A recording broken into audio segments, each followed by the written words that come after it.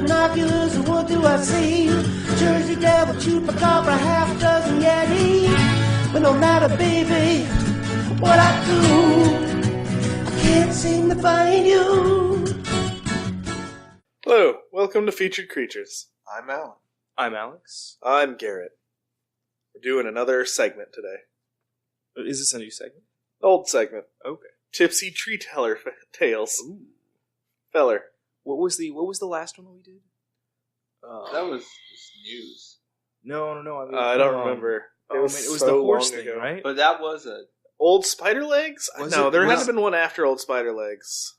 Was there, man? Because obviously not that much if I forgot his name, but I liked the design idea. I know we did Humility, the eagle that can see better than all eagles. I guess that's true. I guess maybe that's the last one. I count that tree stick as a tipsy actual tree monster.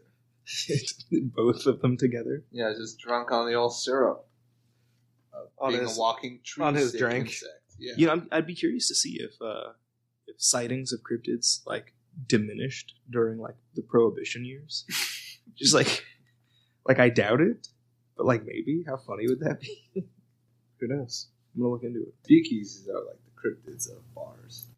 I went to one in Pasadena a few months ago. Yeah. Like an actual speakeasy. Yeah, Gotta like play know some the code to bad get cop. in. You want to give us the address? I can't protect you. I don't remember the address because we were wandering the streets drunk. Yeah, same. That's how I found the one. But I do remember the password for the night because it changes every night. I see. Password for that night was unicorn blood. Huh. Wow. Anywho, the Tipsy Tree Feller Tale. Jesus Christ, my mouth is bad at words. Is the Not speaking real easy, are ya? Whoa. Is the Dungavin Hooter. Okay. Dungavin Hooter. It lived in Maine and in the Upper Peninsula of Michigan. It's an alligator-like creature with no mouth, but its nostrils are abnormally large. It also had short legs and a thick, powerful tail. So it's like a big salamander without a mouth? It's an alligator without a mouth. Well, an alamander, but I mean like... Salligator? What if it's like a I little, like little alligator tiny better. mouth on its underside? It's like a really big... like barb my loach living or room. something. Roomba. Yeah. My flesh Roomba. The flesh Roomba. It's like a round starfish. See, with now hair. if I get a Roomba, like I'm going to have to make like some kind of Cronenberg, armor-plated, fleshy Roomba. So he's got a Roomba mouth under his underbelly. His underbelly's a Roomba. A fleshy Roomba. So, it makes no noise except a snort. Like a Roomba. It preys on drunk, rum-filled lumberjacks Oh boy, like by a hiding Roomba. behind a bush. How, though? It's got no mouth. You can't hear it exhale. It just comes at you. No. When a person stumbles by, the Dungavin Hooter trips its prey with its tail and then jumps up and down on its victim until gases are produced, which it inhales through its large nostrils. What? Okay, this is my new What? favorite. So, hold on. Can you repeat this again? Mhm. I want to hear It this again. powders its victims No. by jumping upon Doesn't them. turn them into powder. It just what gases are created? The human body's made of lots of gases. This is a very special fetish. Yeah. It trips its prey with its tail and then jumps up and down on its victim until gases are produced, which it inhales through its large nostrils. What's not to get? Well, is this for fun or for nutrients? Nutrients. That's what I How don't- does it subsist? On gases! Oh my! So, Is it a plant? It's like breathing the CO2 from them. Like in other gases, man. Methane and... I was going to say, this Oh has to my be human God. gas. Did this thing go into extinction because of the beef industry and there's too many cows farting? Or what Not happened to this enough. guy? The Dungavin Hooter is now thought to just be a crocodile. But here's my problem with that theory. Show me a crocodile fucking hop up and down on something. Jumping. And the description said it had short legs. Well, It said it had small legs. They're short but powerful. Just enough to It's jump over It's like a on Muggsy felled- Bogues of just a little felled legs, tree really feller. powerful. But I do like how Shows they up on talk the- about rum-filled, because in early days of the United States, rum was the number one drink. Well, I believe it. And President George Washington started brewing whiskey. Or, like, he had a whiskey, fucking distillery? That's the word. Well, it's because the sugar cane, like molasses, was like one Yeah. of our number one exports. That's why like the Molasses Act was like one of the things that led to revolution. But recently, in the past few years, Mount Vernon started selling Washington recipe fucking whiskey again. Interesting. Maybe this was just some guy who liked to do that, but it was kind of embarrassing, so I just blamed He was it on a it. old timey fucking an old lumberjack for like scaly. Yeah. His suit looks like it doesn't have a mouth because it's like closed, but has the big nose holes that are how he sees. Well, it's like a gimp suit, so Yeah. it's got like a zippered mouth and just like big eye holes. They look like nostrils. Everyone wants to talk about how great Marquis de Sade is, but this guy sounds way better. It's not that it had short legs, just that they bound up to the thing. It's a really simple mechanism. I'm sure everybody can visualize what I'm describing. So let's just get to today's featured creature. Honest to God, I thought that was today's featured creature. No, I mean, like I realize that now, but I have so many that just seems like the most interesting of creatures to me. It's my favorite new That type of hopping erotic crocodile. novel. I thought I was the one who fell the I trees. just- is there any- Dungavin fell. Hooter in Delaware. Is there anything that like that actually feeds on gas like that? No, right? Like there's Yeah, the extremophiles living near those vents. Well, but they're eating plankton. They're like filter feeders. Oh, they get the nutrients from the fucking like sulfurous fucking gas coming out of the vent. All right, maybe. Some of them do. All right, I'll look into it.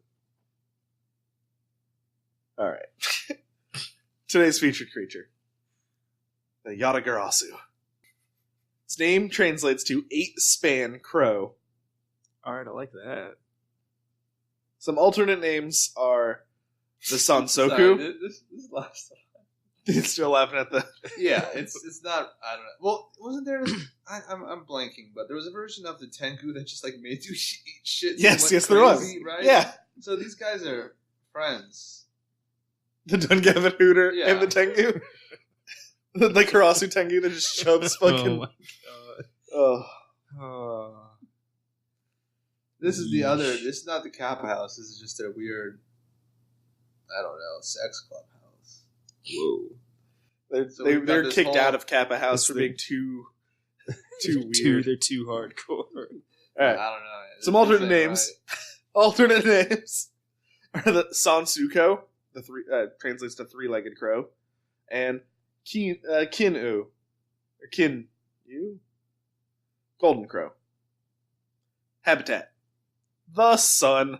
That's where crows come from. We all know. Looks like your standard large-billed crow, but with 3 legs, and is about 144 centimeters tall, which is about 4 feet 9 inches. I wish we had crows that big. Originally depicted with 2 legs, but in the 930s, the Chinese 3-legged crow myth was merged with the Yatagarasu story. Interesting. Here's some info on the Yatagarasu. 3-legged crows have been symbols of the sun since Neolithic times in China, which China's Neolithic time is different than the rest of the world. The rest of the world's Neolithic time ended sooner. China just kind of kept going, I see.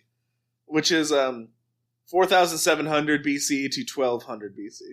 Okay. They may have originated as a personification of sunspots by ancient astronomers. I've added the Chinese Sanzuu and the Korean Samjogo to the master monster list, because they're also different stories. Interesting. Appearing in Japan's earliest written works, the Yatagarasu has been a sun symbol since ancient times in Japan as well. And I really want to get my hands on a copy of the Kojiki, which has now been referenced in every single Japanese monster we've covered. It's like the Japanese Iliad. It's like yeah, pretty much. All the great stories from their mythology are in there. It's a holy creature and servant of Amaterasu, the sun goddess. It's, like I said, its name means 8-span crow. 1 span is the length between an outstretched thumb and middle finger. Roughly 18 centimeters. I measured mine. Mine's 21 centimeters. Ooh. So my crow would be like over 5 feet. Wow. I did some math. It's basically a poetic way to say huge fucking crow. Real big bird. The 3 legs represent heaven, earth, and humanity, while its body represents the sun itself, which symbolizes that heaven, earth, and mankind all come from the same sun, and are like brothers to each other. The legs are also said to represent the 3 virtues of the gods, wisdom, benevolence, and valor. And now we go to the main story of Yatagarasu, because it's part of the origin story of Japan as a nation. Interesting. So, going back to the Kojiki, published in 1712 AD. 712. Keep adding a fucking... I'm not used to... It's a new year, you guys. We're everything's just 2018 with us. Yatagarasu, according to the Kojiki, is an incarnation of the god Kamo Takesu Numi. As Yatagarasu, he led Jimmu, Jimmu, Jimmu, the first emperor of Japan, through the mountains to establish his country. Yatagarasu also appears in the Wamyo Rui Jusho. It's basically a Japanese dictionary of Chinese characters. Okay, that's cool. Yeah, from 938. And there's a bunch more in this, like, the actual huge long story of him just, like, leading him and protecting him. I see. And a crow spirit guide. But that's the long and short of that's the short of it, which is he just led him through the mountains. It's like a crow 3-legged. There are no cricket. real theories other than it's the god. And I found some pop culture, but not as much as I was expecting to. Really? Yeah. Because I would also have thought a lot of pop culture. There's a card in Yu-Gi-Oh! And it's in most, if not all, Shin Megami Tensei games as a monster. And then I couldn't really find evidence for this, but I know I've seen it in a lot, so I'm just going to say most anime that feature yokai, it'll be in there. Okay. And then my favorite thing. The Japanese Football Association uses the Yatagarasu in their logo. So it's like if the fucking NFL had a Thunderbird or a fucking, like, Bigfoot in the logo. Quetzalcoatl. For fucking... Yeah. Nice. And I know it's for soccer, not for actual football. Hey, isn't the Pokemon Murkrow also based loosely on this thing? I think it's just a I regular mean, it's like crow. the opposite of it because it's like got 1 leg. But Murkrow's got 2 legs. I'm pretty sure Murkrow's got 1 leg. Pretty sure Murkrow has 2 It's like legs. 1 big leg. Are you thinking Hoot Hoot with the 1 big leg? Maybe. I gotta look this up now because I'm sure that Hoot Hoot has 1 leg also. Let's look up Murkrow. Be made to look like a fool. None of this matters. It's all Mandela anyway. I'm looking at 2 legs on multiple pictures of Murkrow. You got guess you're Mandela. right. I guess you're right. What I do you mean, think no, of the like world I'm now? definitely thinking. I'm definitely thinking of Hoot Hoot with the 1 leg. A huge 1 leg. Yep. Well, I guess there you go. Hoot Hoot's loosely based on it. I mean, It's not. It's not. It's not. all horses are based on Sleipnir. You're right. They are. This is true. This is now canon. Now. You're welcome. Yeah, that's... I was expecting more. Yeah, me too. I looked for sightings of people saying sightings. The only thing other than just like the articles, like Google leading me back to the articles, was a person drew a picture of one and posted it to Flickr with a poem. Yeah, that was it. Interesting. I give a shout out to that Yu-Gi-Oh card. I won $100 a week every tournament when I was 11. Thank you. Did you use Yatagarasu? Oh yeah, I know. There's a whole strategy. You make it so that like you remove all their cards in their hands. You just keep striking them, and they can't draw. So it's a slow, painful death. You just basically Cool. end it. I like that idea. I think I have a Yatagarasu Yu-Gi-Oh! Hero Click. Interesting. Well, as I said before, I think before we started recording, that was the only place that I knew the name Yatagarasu from. So There's a fighting game called Yatagarasu, but I don't know if it has the bird in it. interesting. And I know in Toho there's something Yatagarasu, but I don't know if it's the bird. Huh. A lot of things I found were just using the name without Being a direct reference. This historical champion. So, plug recommendations? Ooh. What did I plug last time? Street Sharks. Yeah. I did plug Street Sharks. Okay. Well, I'm gonna plug Wild West Cowboys of Moo Mesa. I'm just gonna go with another early '90s cartoon to plug because all of that show is on YouTube. You just go watch it on YouTube. All right. That gives me mine. And it has a very good arcade game made by Konami. So just check out the whole franchise. You got anything else? I got nothing. Okay, cool.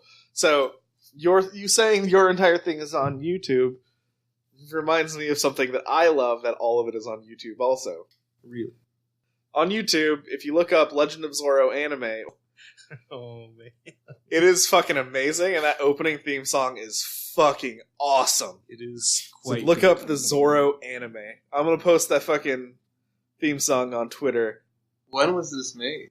Oh, it's like a 70s, 80s That's anime. when I want it. Okay. Like, the guy putting on a Zorro costume is a magical girl transformation, and he has little Zorro. Yeah. And Yeah. his love interest has like her little sister, which is little Zorro's love interest. It's fucking fantastic. Yeah. We're gonna watch this as soon as we're done recording. I'm gonna watch Yeah, the yeah. opening sequence because it is great. You know, I got a non-plug. I don't remember if it was on the show or in real life. I was talking about Danzig's obsession with comic books. That was real life. Yeah. Well, I found his failed anime. It's called Satanica, and it's the most Danzig thing you've ever seen. It's ridiculous. Did not get picked up. The world was not ready. Oh my goodness. Danzig, I love you, no matter what you do. I saw somebody's gallery posted on 4chan that was like this guy with all of his Neo Geo games, but it was like also photos of this guy meeting other industry people, like people from Nintendo, but there was like a bunch of pictures of him and Danzig. I was like, what kind of life has this guy led? Neo Geo was the only real console. Right? It's exactly when what I'm I not would drawing imagine. big titty skull woman, I play my Neo Geo. Then I just watch really violent versions of my Wolverine comics. Humanity So much I doesn't is the deserve violent him. ones. Humanity does not deserve Danzig. No, and he knows it. He's too good for us. He's the best of us. I don't know if I'd go that far. Well, send us an email. Our email is featuredcreaturepod@gmail.com. Danzig, please don't beat me up. I'm just saying. I'm not making fun of you. Oh my. And send us pretty much whatever you want on Twitter at Feacre, Feacre. And remember, all you need to do to be a cryptozoologist is to say you're a cryptozoologist. We love you, Danzig. Say Danzig noise.